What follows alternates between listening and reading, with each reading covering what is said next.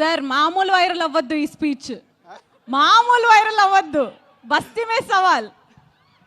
Viral కావాలా? Sreemukhi viral కావాలా? Sir please sir. ఏం దావా చేసుకుందామా? ఏయ్ ఏయ్ ఏయ్ చలికాలం చెట్లకు పోదామా?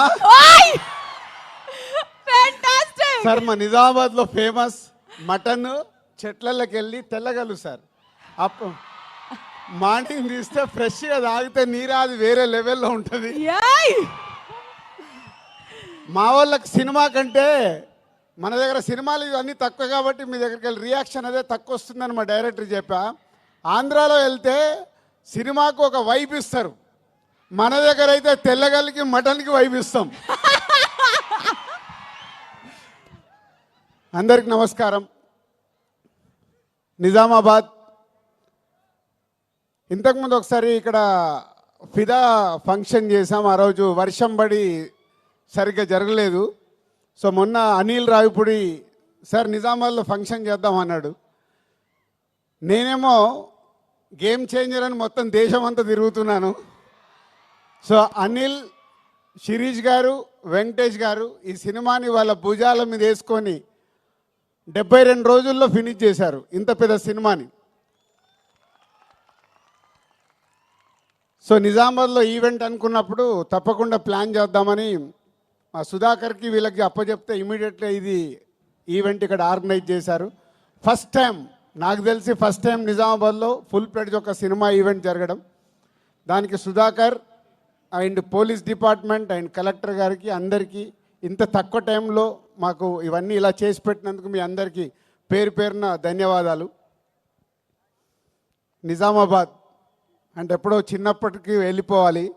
ఇక్కడ పిక్చర్ ప్యాలెస్లో, విజయ్ థియేటర్లో, లలితామహల్లో, రాజారాజేంద్ర థియేటర్లో, నటరాజ్ థియేటర్లో రూపాయి చారణ టికెట్లో సైకిల్ మీద వెళ్ళి నేను శిరీష్ సినిమాలు చూసేవాళ్ళం 1980sలో. అలా సినిమాల మీద ఇష్టం పెరిగి సినిమా ఫీల్డ్లోకి వస్తామని కూడా మాకు తెలియదు, కానీ ఆ ఇష్టం ప్రతి సినిమాలు చూడాలని. ఇక్కడ నాగేశ్వరరావు ఉన్నారు, పిక్చర్ ప్యాలెస్లో మాకు రూపాయి చారణ టికెట్ ఇచ్చి కూర్చోబెట్టేవాడు. తర్వాత లలితామాల్ థియేటర్లో రూపాయిన్నర టికెట్ వెనకాల లైన్ ఉండేది. అప్పుడు మా దగ్గర 5 రూపాయలు తీసుకొని వస్తే సినిమా చూసిపోవాలి ఇద్దరం. మధ్య ఇంటర్వెల్లో 50 పైసలు పెట్టి పాప్కార్న్ కొనుక్కోవాలి 5 రూపీస్లో. చాలా సినిమాలు చూస్తూ ఎదుగుతూ ఈరోజు అదే నిజామాబాద్లో మా 58వ సినిమా ఈవెంట్ చేయడం అనేది చాలా గర్వంగా ఉంది. దానికి చాలామంది దర్శకులు, చాలామంది హీరోలు, సో హోల్ ఎంతో సపోర్ట్ చేస్తే మేము ఈరోజు ఈ పొజిషన్లో ఉన్నాము. సో ఈరోజు ఈ సంక్రాంతికి వస్తున్నాం. ముందు దర్శకుడు అనిల్ రావిపూడి గురించే మాట్లాడాలి. అనిల్ రావిపూడి ఒకసారి మా సినిమాకి వంశీ పైడిపల్లి దగ్గర రైటర్గా వచ్చి వెళ్ళాడు ఒక సినిమాకి. తర్వాత పటాసన్ సినిమా తీసినప్పుడు ఆ సినిమా డబుల్ పాజిటివ్ నాకు చూపించడానికి ఎన్టీఆర్ ఆర్ట్స్ హరి సినిమా చూపించాడు. సినిమా నచ్చి ఆ సినిమా మొత్తం ఆంధ్రప్రదేశ్, తెలంగాణ రైట్స్ తీసుకున్నాం. అప్పుడు మా పరిచయం ఏర్పడింది. ఆ పరిచయం కాస్త ఇప్పుడు 8 సినిమాల్లో 6 సినిమాలు ఈ బ్యానర్లోనే చేసి ఈ బ్యానర్కి ఈరోజు ఒక పిల్లర్ డైరెక్టర్ లాగా నిలబడ్డాడు. అంటే ఒక ఎమోషనల్గా ఒక సినిమాకి మేము ఎలా ఆలోచిస్తామనేది ఆలోచిస్తూ అనిల్ మాతో ఒక జర్నీ పెడుతూ ఒక మామూలు కుటుంబంలో నుంచి, వాళ్ళ ఫాదర్ ఇక్కడ ఉన్నారు, రండి సార్, వీళ్ళ నాన్న ఆర్టీసీ డ్రైవర్. అంటే ఇవన్నీ నా గురించి కానీ, ఇందాక శిరీష్ గురించి కానీ, అనిల్ గురించి కానీ ఎందుకు చెప్తున్నామంటే ఒక మామూలు స్థాయి నుంచి మేము ఈరోజు ఈ స్థాయికి వచ్చాం సినిమా వల్ల. వాళ్ళ ఫాదర్ ఆర్టీసీ డ్రైవర్. సినిమా పైన ఇంట్రెస్ట్తో అనిల్ హైదరాబాద్కి వచ్చిన తర్వాత రైటర్ కాస్త డైరెక్టర్ అయ్యి ఈరోజు ఒక తెలుగు ఫిలిం ఇండస్ట్రీలో ఒక టాప్ డైరెక్టర్గా, వన్ ఆఫ్ ద టాప్ డైరెక్టర్గా నిలబడ్డాడు. ప్రతి సినిమా దాన్ని ఎలా సక్సెస్ చేయాలి దానికోసమే 24 గంటలు అందరికీ, ఒక హీరోకి కానీ, హీరోయిన్స్ కానీ, యాక్టర్స్ కానీ ఆయన్నే యాక్టింగ్ చేసి చూపిస్తాడు. ప్రతి సినిమాకి మ్యూజిక్ ఆల్ టెక్నీషియన్స్తో పని చేయించుకుంటాడు. Anil, thank you very much. So ఈ సంస్థకి ఈరోజుకు వన్ ఆఫ్ ద పిల్లర్ అయినందుకు thank you very much. And ఈ సినిమాలో ఒక బ్లాక్ బస్టర్ పొంగల్ అని రాపిచ్చావు. నువ్వు ఎందుకు రాయించావో నాకు తెలియదు. ఎస్, ఈ సంవత్సరము మా సంస్థకి blockbuster Pongal year. First time ఒక pan India cinema Game Changer ready అయింది జనవరి 10th రిలీజ్ అవ్వటానికి. ఇంకొక పక్కన మా కాంబినేషన్లో వస్తున్న ఈ సినిమా అండ్ విక్టరీ వెంకటేష్ గారు సీతమ్మ వాకిట్లో సిరిమల్ల చెట్టు, F2, F3 ఇలా మా బ్యానర్లో అన్ని సూపర్ హిట్ సినిమాలు చేసి మళ్ళీ కాంబినేషన్లో వస్తున్న సినిమా సంక్రాంతికి వస్తున్నాం ఒక పక్కన. ఈ 2 సినిమాలు అలాగే డాకు మహారాజ్, అది కూడా నైజాం డిస్ట్రిబ్యూషన్ మేమే చేస్తున్నాం. అందుకే బ్లాక్ బస్టర్ పొంగల్. నువ్వు రాయించావు పాట, ఆ పాట మా కోసమే రాయించినట్టు, ఆ పదాన్ని మా కోసమే రాయించినట్టు రాయించావు. Anil, thank you very much. So డెఫినెట్గా ఈ సంక్రాంతి, ఈ పొంగల్ మాకు ఒక special. And heroines Aishwarya Rajesh, Telugu అమ్మాయి అయినా చెన్నైలో స్థిరపడి ఎప్పుడు మంచి అవకాశం వస్తుందా అని వెయిట్ చేస్తూ ఒక అద్భుతమైన అవకాశం ఈ సినిమాలో ఒక మిడిల్ క్లాస్లో ఉండే ఒక వైఫ్గా ఈ సినిమాలో చేసి, రేపు మీరు సినిమా చూసినప్పుడు అర్థమవుద్ది. మీరు కడుపు పట్టుకొని కడుపు నవ్వుతూనే ఉంటారు. ఆ అమ్మాయి అంతా న్యాచురల్ పర్ఫార్మెన్స్తో అద్భుతంగా చేసింది. పోతే ఐశ్వర్య రాజేష్ గారి గురించి ఒక మాట చెప్పాలి. ఈ మధ్య ఒక డైరెక్టర్ నాకు కథ చెప్పాడు. మన ఇట్లా కజిన్స్ మీద, ఒక అమ్మాయి 3 అబ్బాయిల కజిన్స్ కథ, క్రాంతి మాధవ్. సో చెప్తే, సార్ నేను ఐశ్వర్య రాజేష్ గారిని అనుకుంటున్నాను, 3 ఇలా అబ్బాయిలు కావాలి అని అంటే అప్పుడు చెప్పాను, ఇప్పుడు అలాంటి సినిమాలకు ప్రేక్షకులు ఓటీటీలో చూడటానికి రెడీ అయ్యారు, థియేటర్కి ఎలా వస్తారయ్యా, నువ్వు ఆగు అని ఆపాను. అప్పుడే ఈ అవకాశం వచ్చింది తనకి. అనిల్ చెప్పగానే ఇమ్మీడియట్లీ ఈ సినిమాకి పెట్టాం. ఆ కథ మళ్ళీ చెయ్యాలని హోల్డ్ చేసి పెట్టుకున్నాం. సో అది కాంపన్సేషన్ అయింది నీకు. సో ఈ సినిమా ద్వారా డెఫినెట్గా నీ కోరిక తెలుగు ప్రేక్షకుల గుండెల్లో నిలబడిపోతుంది. అంత అద్భుతంగా చేసావు. అండ్ మీనాక్షి ఒక సైడు వైఫ్గా, ఎక్సలెంట్ వైఫ్ అయితే ఎక్స్ గర్ల్ ఫ్రెండ్, ఒక గ్లామరస్ క్యారెక్టర్, ఒక పోలీస్ క్యారెక్టర్ వేసి మీనాక్షి ఆల్రెడీ ఇందాక మీరు ఏవీలోనే డిఫరెంట్ క్యారెక్టర్లు చేసినట్టు చూసాం మనం. ఈ సినిమాలో కూడా తను అద్భుతంగా ఎక్స్ గర్ల్ ఫ్రెండ్గా ఎప్పుడు ఎక్సలెంట్ వైఫ్ను టీచ్ చేస్తూనే ఉంటుంది సినిమా అంతా. సో వాళ్ళ 3 కాంబినేషన్లో త్రౌట్ ఫిలిం అద్భుతంగా తీర్చాడు దర్శకుడు అనిల్ రావిపూడి. అండ్ వెంకటేష్ గారు, రామానాయుడు గారు, అంటే మేము మాలాంటి వాళ్ళకి ఎందరికో నిర్మాతలకి ఇన్స్పిరేషన్ రామానాయుడు గారు. నేను సినిమా ఫీల్డ్లోకి వచ్చేటప్పుడు రామానాయుడు గారిని ఇలాంటి టాప్ ప్రొడ్యూసర్స్, అంటే సినిమాలో ఇన్వాల్వ్ అయ్యి ఒక సినిమాని సూపర్ హిట్ చేసిన నిర్మాతలు ఎవరెవరు ఉన్నారని నేను చాలా అనాలిసిస్ చేసుకునేవాడిని, అంటే వాళ్ళ బాటలో నడవడానికి. అందులో మొదటి వ్యక్తి తెలుగు సినిమాలో రామానాయుడు గారు. మేము చూసిన వారు దాంట్లో ఒక నిర్మాతగా రామానాయుడు గారు చరిత్ర సృష్టించారు. ఇండియాలోనే టాప్ నంబర్ ఆఫ్ ఫిలిమ్స్ తీసిన నిర్మాతగా గిన్నీస్ బుక్లోకి ఎక్కారు.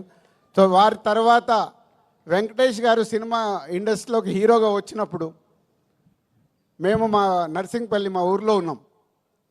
అదే ఇయర్ నాగార్జున గారు, వెంకటేష్ గారు ఇట్లా 2 హీరోలు లాంచ్ అవుతున్నారని మేము స్వాతిలలో దీంట్లో చదువుకుంటూ మాట్లాడుకునే వాళ్ళం. మాట్లాడుతున్నప్పుడు ఎవరికి ఫ్యాన్ అవ్వాలి, నాకు ఎందుకో వెంకటేష్ గారి ఫోటో చూడగానే నేను వెంకటేష్ గారి ఫ్యాన్ అయ్యి ఫిక్స్ అయ్యాను.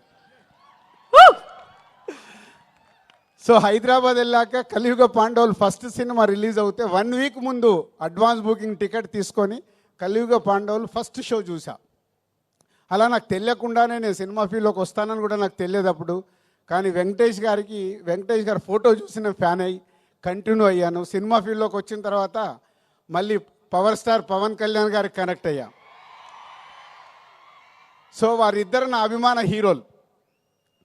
సో రామానాయుడు గారి కుటుంబంలో నుంచి ప్రొడ్యూసర్ తనయుడుగా సినిమా ఇండస్ట్రీలోకి వచ్చి నేను 30 ఇయర్స్ అయింది. అందరి హీరోలతో పనిచేశాను. వెంకటేష్ గారు షూటింగ్లో ఉంటే ప్రొడ్యూసర్కి లొకేషన్లో ఉండాల్సిన అవసరం లేదు. ఆయననే డైరెక్టర్ని పిలుస్తాడు, తీ అంటాడు, అసలు పరిగెత్తిస్తారు. అనుకున్న టైంలో డబ్బు వేస్ట్ అవ్వడం వెంకటేష్ గారికి ఇష్టం ఉండదు. అది రామానాయుడు గారి దగ్గర ఉన్న క్వాలిటీ. సో అందుకే వెంకటేష్ గారితో సినిమా తీయటానికి ఎప్పుడు ప్రతి నిర్మాత రెడీగా ఉంటారు. దాంట్లో మేము ముందుంటాం. 4 సినిమాలు కంప్లీట్ అయినాయి. Thank you sir, thank you very much. ఈరోజు మా బ్యానర్లో 4 సినిమాలు చేసిన హీరో మీరు ఒకరే. 4 ఇంకెవరు రికార్డు బ్రేక్ కాలే, అందరు 3 దగ్గర ఆగారు. డైరెక్టర్ ఒకటే, డైరెక్టర్కి అప్పుడే చెప్పా, హీరోగా కూడా వెంకటేష్ గారే. 4 సినిమాలు బ్యానర్లో, అందరూ 2-3 సినిమాలు చేసిన హీరోస్ అందరు ఉన్నారు. Thank you sir. నిర్మాతని అంత ప్రేమగా అద్భుతంగా చూసుకునే హీరో మీరు. సో మీలాంటి వారు సినిమా ఇండస్ట్రీకి ఎంతో ముందుకెళ్ళటానికి, ముందు తరాలకు కూడా మీలాంటి వాళ్ళు ఎగ్జాంపుల్ అవుతారు.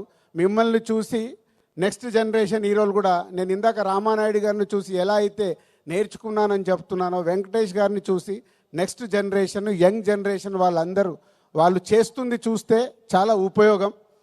సో మీలాంటి వారందరికీ thank you very much. And సంక్రాంతికి వస్తున్నాం.